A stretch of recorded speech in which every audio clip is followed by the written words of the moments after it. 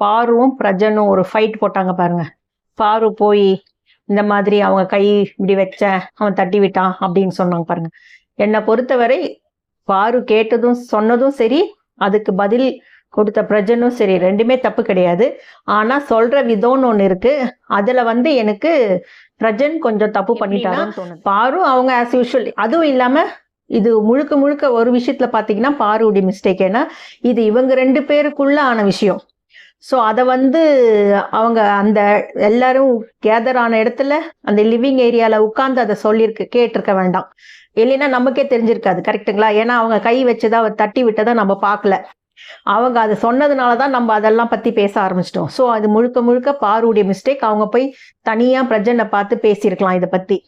அதே மாதிரி பிரஜனும் டே 1 இருந்திருந்தாருன்னா அவருக்கு லேடிஸ் கிட்ட நம்ம கேர்ள்ஸ் கிட்டலாம் பேச மாட்டார் அப்படின்னா அவர் டீசெண்டா ஒதுங்கி இருந்திருப்பாரு. மற்றவங்களும் அதை புரிஞ்சுன்னு கிட்ட வந்திருக்க மாட்டாங்க.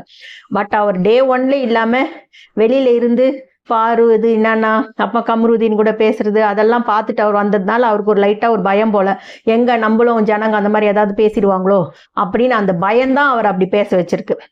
எங்க ஒய்ஃப் இருக்கு, கல்யாணம் ஆகி 2 குழந்தை இருக்கு, அவரே அந்த மாதிரி பயப்படும் போது அதுக்குன்னு பாரு அப்படி சொல்றதும் அதுவும் தப்பு தானே. ஸோ அவங்களுக்கு மட்டும் என்ன லைஃப் இல்லையா? அவங்களுக்கு இன்னும் கல்யாணமே ஆகலை, ரைட்டா? ஸோ அப்படி இருக்கும்போது அவர் சொல்ற விதம் தப்பு. அதை அவர் கரெக்டா சொல்லியிருக்கணும்.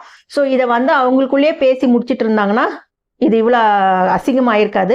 பட் அது பாரு அது விஷயத்துல தப்பு பண்ணிட்டாங்க. அது ஏன்னு தெரியல.